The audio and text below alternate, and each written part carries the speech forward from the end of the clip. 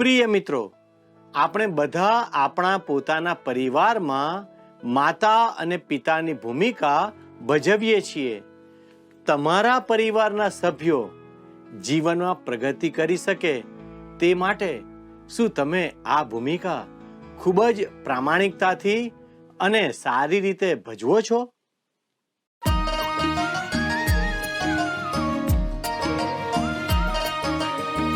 स्तवन करूं, स्तवन करूं, स्तवन करूं ईसु तारूं.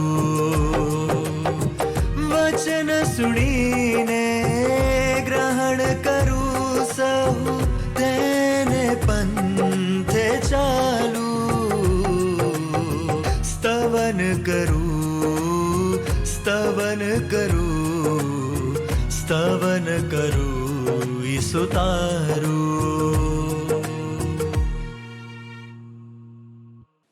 નમસ્કાર દર્શક મિત્રો, સ્તવન બાઇબલ અભ્યાસ કાર્યક્રમમાં હું આપ સર્વનું હાર્દિક સ્વાગત કરું છું. આ કાર્યક્રમ દ્વારા ઈશ્વરના વચનો આપના સુધી પહોંચાડવા માટે અમે પ્રયાસ કરી રહ્યા છીએ. તેથી આપને વિનંતી છે કે અમારા માટે પ્રાર્થના કરતા રહેશો. મિત્રો, આપને યાદ હશે કે આ કાર્યક્રમમાં આપણે પ્રેરિત પાઉલ દ્વારા થેસ્સાલોનિકીઓને લખેલા પ્રથમ પત્રના અભ્યાસ દ્વારા મંડળીનું સંચાલન અને આત્મિક પોષણ કરવા માટે શું જરૂરી છે તે શીખી રહ્યા છીએ. આ વિષય દરેક વિશ્વાસી માટે મહત્વપૂર્ણ છે. આપણા પરિવારની પ્રગતિ અને સલામતી માટે પરિવારના દરેક સભ્ય જવાબદાર છે. તે જ રીતે મંડળી માટે પણ તમે એક જવાબદાર વિશ્વાસી છો. મિત્રો, વાસ્તવમાં મંડળી એક મોટું કુટુંબ છે અને પરિવાર એક નાની મંડળી છે. આજે આપણને એવા લોકોની જરૂર છે જેઓ પાઉલની માફક કામ કરે. આજે ઘણા એવા લોકો હશે જેઓને તમારા પ્રેમ અને સંભાળની જરૂર છે. આ વિષયને સમજવા ચાલો આજના સંદેશ તરફ આગળ વધીએ.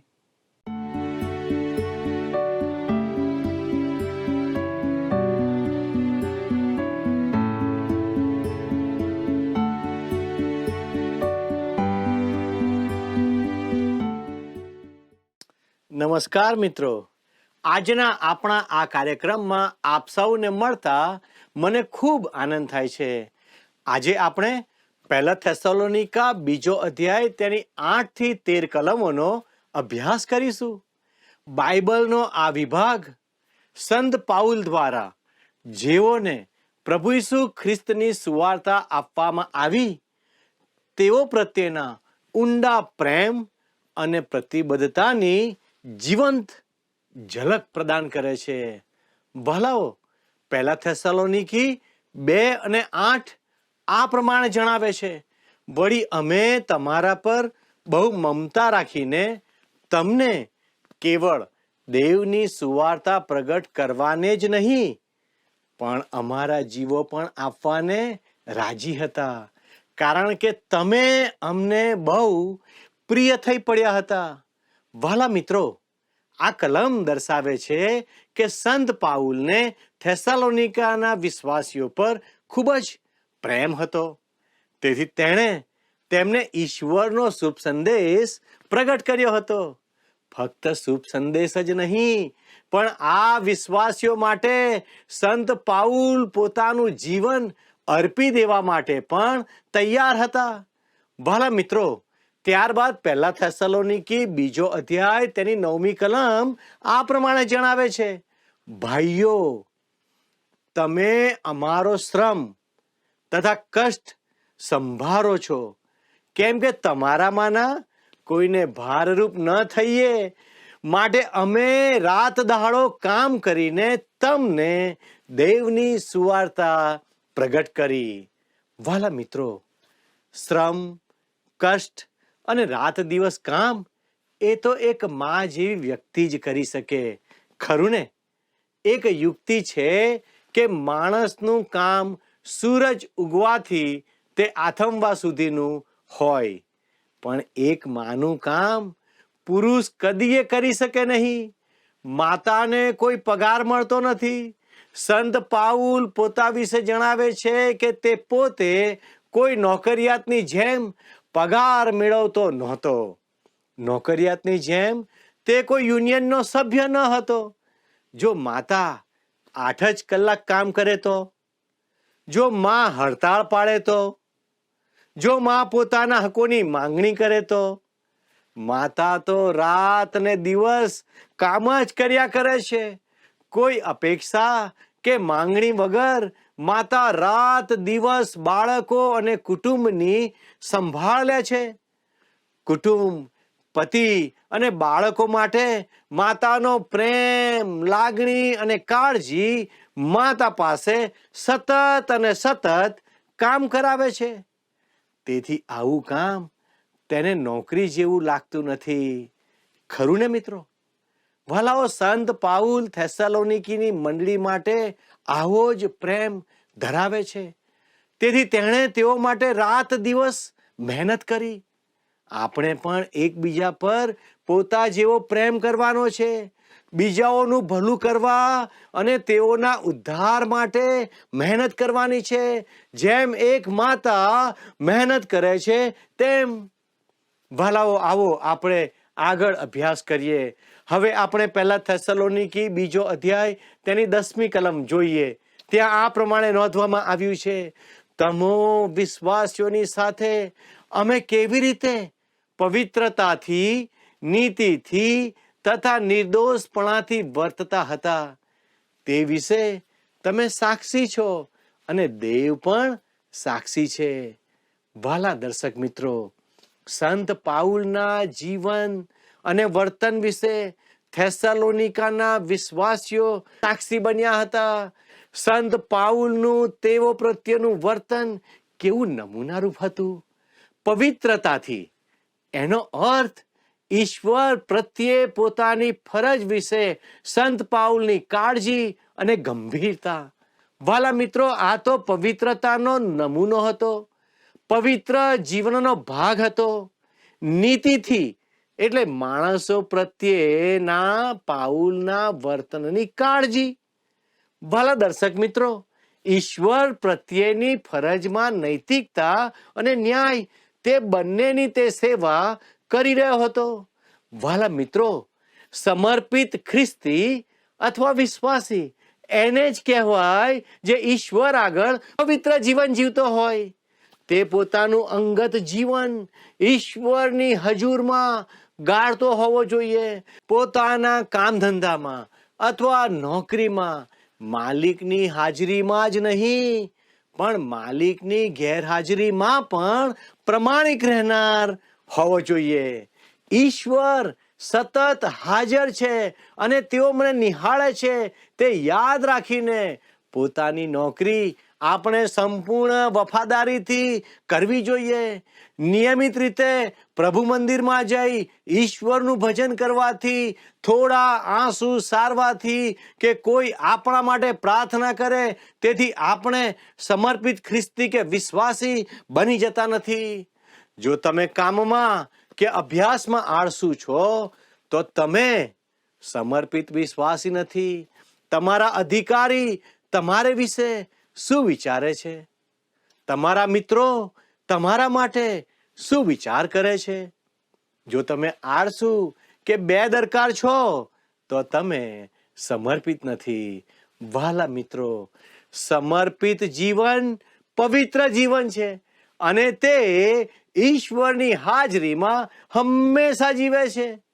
વાલા દર્શકો, અહીં બીજો એક શબ્દ છે, નિર્દોષપણાથી. વાલા મિત્રો, આ શબ્દ સૂચવે છે કે સંત પાઉલ અને તેના સાથીઓ વિરુદ્ધ કોઈ દોષારોપણ થઈ શકે તેમ નથી. તેનો અર્થ એ નથી કે દુશ્મનો કે વિરોધીઓ તમારા પર દોષ નહીં મૂકે. હા, તેઓ તો તમને દોષ દેશે જ, પણ તેઓની નિંદા અથવા ટીકા સત્ય નથી. વાલા દર્શક મિત્રો, સંત પાઉલ અને તેના સાથીઓએ પવિત્રતા જાળવી રાખી હતી. પવિત્ર જીવન તમારી આસપાસના લોકોના ઉદ્ધાર માટે ખૂબ જ મહત્વનું છે, કારણ કે આ લોકો તમારું જીવન જોતા જ હોય છે. વારું મારા દર્શક મિત્રો, હવે આપણે પહેલા થેસલોનિકી 2 અધ્યાય તેની 11મી કલમમાં શું લખવામાં આવ્યું છે તે જોઈએ. ધ્યાનથી નિહાળો. તેમજ તમે જાણો છો કે જેમ બાપ પોતાના છોકરાને, તેમ અમે તમારામાંના દરેકને બોધ, ઉત્તેજન તથા ચેતવણી આપતા હતા. વાલા દર્શકો, બોધ શબ્દ માટે ગ્રીકમાં પારાકાલેઓ શબ્દ વપરાયો છે. તે દર્શાવે છે કે સંત પાઉલ તેઓને સમજાવવા અને ખાતરી કરાવવા તેઓ પાસે ગયો. પવિત્ર આત્મા માટે પણ આ પારાકાલેઓ શબ્દ વપરાયો છે. તમને મિત્રો ખ્યાલ હશે કે પ્રભુ ઈસુએ શિષ્યોને કહ્યું હતું કે પવિત્ર આત્મા મોકલી આપશે, જે જગતને પાપ વિશે, ન્યાયપણા વિશે અને ન્યાય વિશે ખાતરી કરાવશે. વાલા દર્શકો, શુભ સંદેશના ઉપદેશમાં આ 3 બાબતો હંમેશા હોય છે. ઉત્તેજન શબ્દ આપણે સમજીએ છીએ તે અર્થમાં વપરાયો નથી. અગાઉ આપણે સંત પાઉલની પ્રેરિત તરીકેની ધર્મ સેવામાં માતા તરીકેની સેવા વિશે જોયું હતું, ખરું ને? તે તમને યાદ હશે. અહીં આ શબ્દોનો અર્થ સમજાવવું થાય છે. થેસ્સાલોનિકીઓને સંત પાઉલના સંદેશામાં આવશ્યકતા જણાય છે. તે ઘણીવાર કહે છે, હું વિનંતી કરું છું, હું આજીજી કરું છું. હા, આ તો શુભ સંદેશ પ્રગટ કરવાની ખરી રીત છે, જેનો આજે આપણે ઉપયોગ કરવો જોઈએ. વાલા દર્શકો, સંત પાઉલ તેઓને ચેતવણી આપતો હતો. તેમાં સખતાઈ અને શિસ્તની નોંધ છે. ચેતવણી માટે અહીં મજબૂત, દ્રઢ, પુરુષવાચક શબ્દ વપરાયો છે. આજે આટલા કડક શબ્દો વાપરવા સેવકો માટે મુશ્કેલ બન્યું છે, ખરું ને? આ તાકીદનો સંદેશો છે. આજે લોકોને કડક ચેતવણી આપતા કે ઠપકો આપતા શબ્દો સાંભળવા ગમતા નથી.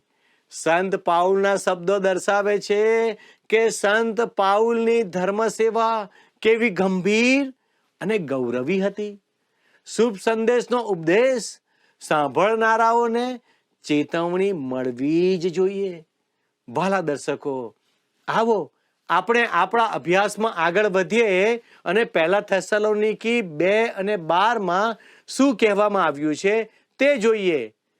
એ માટે કે દેવ જે તમને પોતાના રાજ્ય તથા મહિમામાં તેડે છે, તેને યોગ્ય તમે ચાલો. વાલા દર્શકો, આવા જ શબ્દો સંત પાઉલે એફેસસની મંડળીના લોકોને પણ કહ્યા. એફેસોનો પત્ર તેનો 4થો અધ્યાય તેની 1લી કલમમાં તે નોંધ છે. એ માટે હું પ્રભુને સારું બંદીવાન તમને વિનંતી કરું છું કે તમને તેડવામાં આવ્યા છે તે તેડાને યોગ્ય થઈને ચાલો.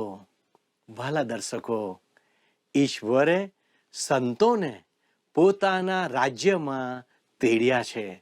આ રાજ્ય તો હજારો વર્ષનું રાજ્ય છે, મહિમાનું રાજ્ય છે, જે અનંતકાળનું રાજ્ય દર્શાવે છે.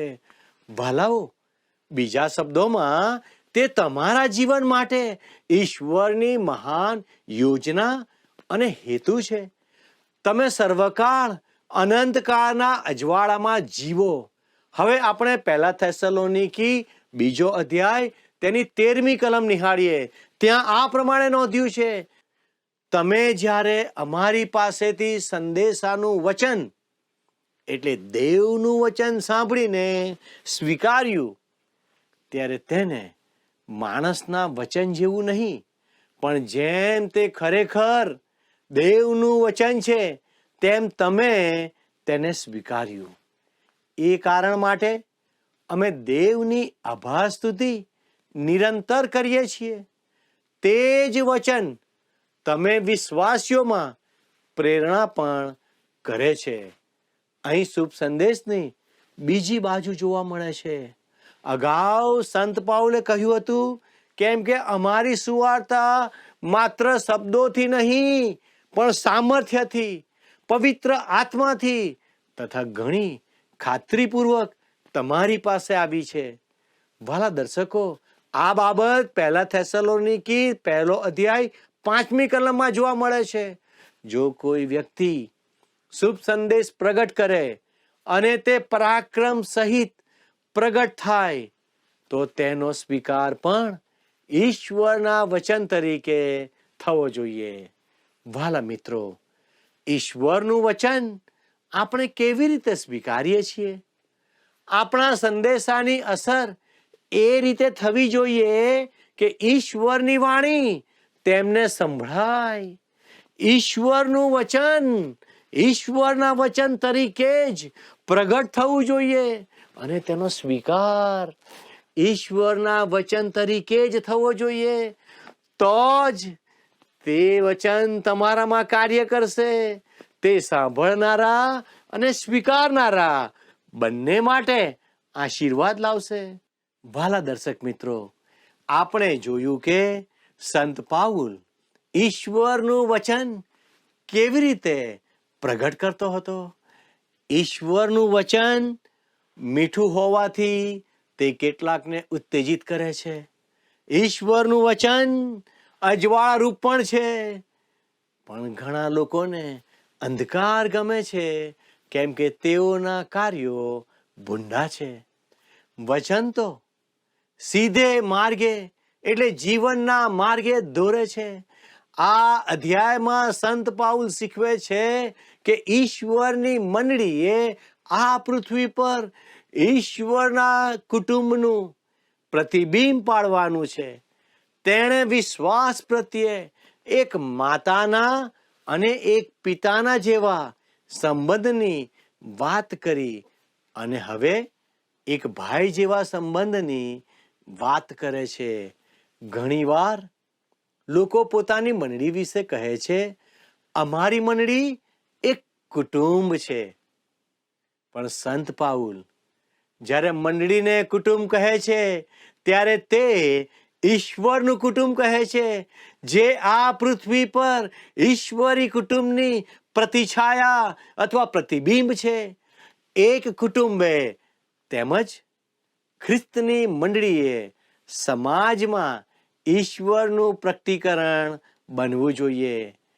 કુટુંબમાં પતિ, પત્ની અને બાળકોના સંબંધ દ્વારા ઈશ્વર અને ખ્રિસ્તના જગત માટેના પ્રેમનું ત્રિવિધ પાસું પ્રગટ થવું જોઈએ. સંત પાઉલે અગાઉ સ્થાનિક મંડળીની સરખામણી એક માતા સાથે કરી હતી. જેમ પક્ષીના બચ્ચાને માંદા પક્ષી ઉછેરે છે, તેમ પાઉલ રાત દિવસ મંડળીને નાના બાળકની જેમ ઉછેરે છે.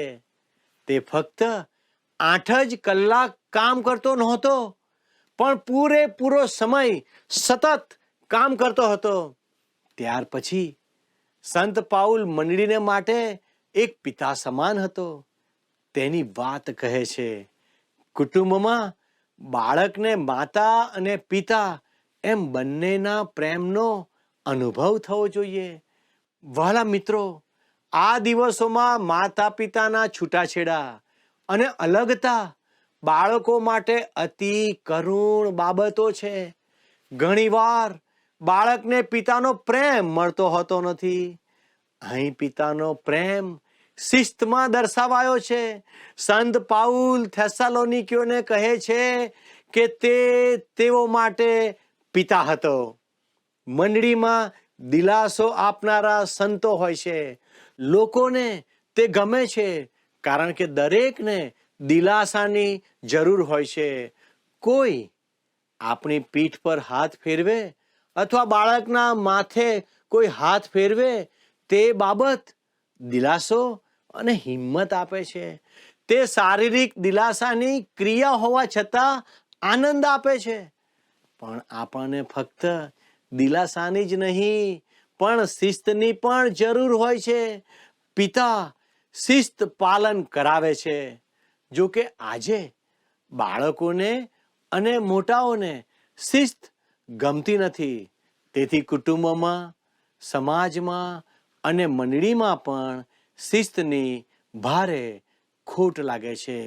વાલા દર્શક મિત્રો, મારા પિતાજી બહુ શિસ્તમાં માનતા હતા અને તેથી આજે પણ હું તેમને આદર આપું છું. વાલા દર્શક મિત્રો, આપણે મા બાપ તરીકે બાળકોમાં શિસ્ત કેળવીએ અને મંડળીમાં પણ શિસ્તનું પાલન કરીએ. આવો આપણે પ્રાર્થના કરીએ. વાલા પ્રેમાળ ઈશ્વર પિતા, અમે તમારો પુષ્કળ આભાર માનીએ છીએ, કારણ કે તમે અજાયબ જેવા ઈશ્વર છો. પવિત્ર પ્રભુ, આજે તમે અમને જે પાઠ શીખવાડ્યો તે પાઠ શીખવાને માટે અમને મદદ કરો.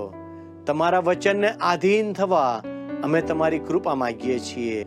પવિત્ર પ્રભુ, તમે અમને શિસ્તમાં જીવન જીવવાને માટે મદદ કરો.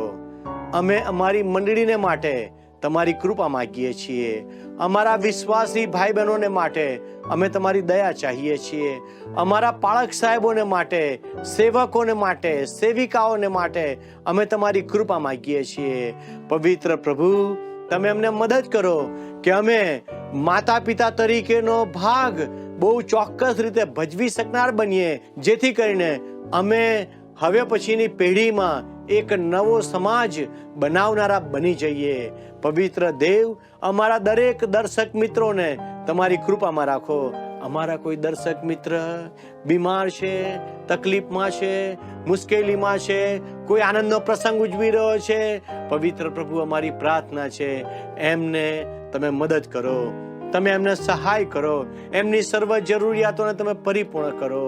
વાલા પ્રભુજી, અમે તમારા હાથોમાં સોંપાઈએ છીએ અને અમારા દરેક દર્શક મિત્રોને માટે અમે તમારી કૃપા માંગી લઈએ છીએ. ધન્યવાદના અર્પણો સાથે અમારી આ પ્રાર્થના ઈસુના નામમાં માંગીએ છીએ. આમેન.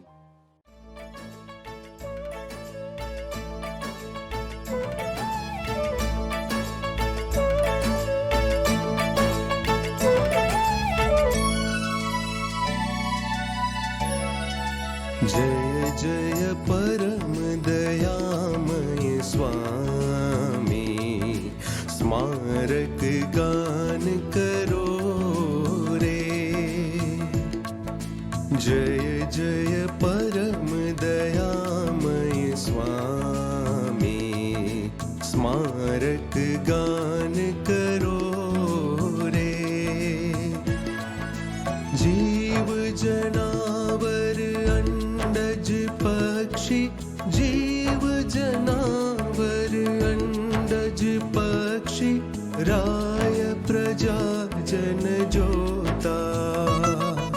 चेतन जड़ मन बुद्धि विचारो, चेतन जड़ मन बुद्धि विचारो, कारक भासक श्रोता. जय जय परम दयामय स्वामी, स्मारक गान करो रे. जय जय परम दयामय स्वामी.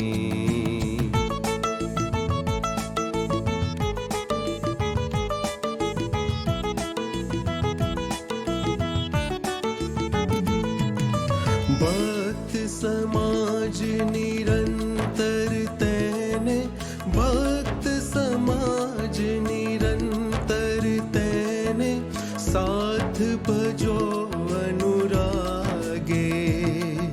निश दिन ईश्वर ना गुण गाओ, निश दिन ईश्वर ना गुण गाओ, प्रेम सुगायक जागे. जय जय परम दयामय स्वामी, स्मारक गान करो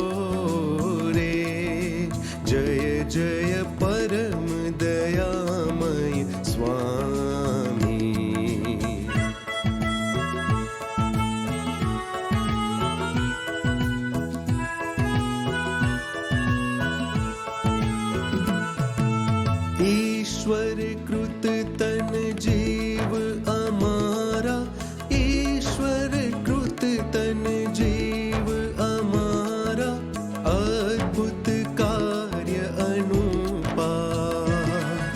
जीवन दाता शुभ प्रतिपाला, जीवन दाता शुभ प्रतिपाला, धन्य दयामय भूपा, जय जय परम दयामय स्वामी। स्मारक गान करो रे, जय जय परम दयामय स्वामी।